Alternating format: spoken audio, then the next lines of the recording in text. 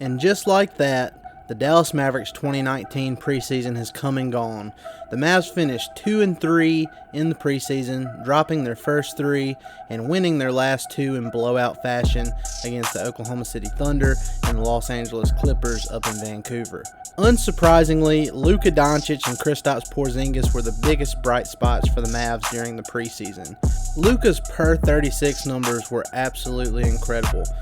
Per 36, he averaged 28.5 points, 13.2 rebounds, 5.9 assists, and 1.7 steals. And probably the most encouraging thing when it comes to Luka is his three-point percentage, as he shot nearly 42% from downtown. As always is the case when you have two stars come together, there's an adjustment period, and you could tell throughout each preseason game that Luka and KP got more and more comfortable playing with each other, and that should continue as we head into the regular season on Wednesday night.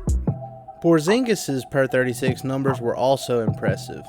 The big man averaged 25.1 points, 14.9 rebounds, and 2.4 assists per 36 for the preseason. Now, the only knock on Porzingis has been his efficiency. He only shot 39.3% from the field and 28.6% from 3. The shot looks great. He looks physically like he's in a great place. It's just going to take some time to knock off the rust. But other than that, he's been solid on defense, and he's shown flashes of what's to come on the offensive end as well. As far as the rest of the roster goes, there were a lot of bright spots. Luka and KP will draw most of the headlines, but if you look at the rest of the Mavs roster, there were a lot of guys that had a really good preseason as well. Justin Jackson, who is in contention to be the 5th starter on this team, averaged 12 points per game and 22 minutes per game during the preseason. He shot a crazy 60.5% from the field and 45% from 3 on 4 attempts per game. It was reported that Jackson added 20 pounds of muscle over the summer.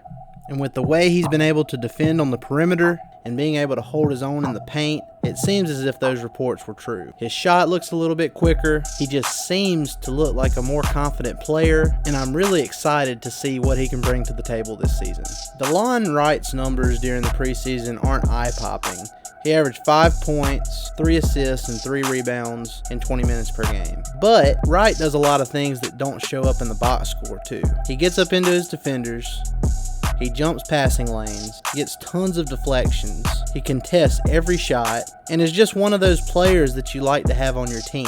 A glue guy. Now, for him to reach his full potential in Dallas, he's going to have to shoot better than 26.7% from 3, because there were a lot of times where he ended up with some wide open looks and he just couldn't knock them down. If he can get that 3-point percentage up around 35%, Wright could prove to be a huge asset for the Mavs this season. Despite dealing with a hamstring injury throughout the preseason, Jalen Brunson showed us some flashes as well. Brunson is always cool, calm, and collected, and he averaged 10 points and 5 assists in just 14 minutes per game on 53.8% shooting from the field. Now, if you're like me, I would prefer the Mavs starting lineup to be as big as possible, which is why I've been advocating for Justin Jackson to get the 5th starting spot. But with the way Brunson's been playing, if the Mavs decided to make him the 5th starter, I'd be okay with it, because when he's on the floor, good stuff just tends to happen, as we saw in the Mavs blowout of the Clippers in their regular season dress rehearsal.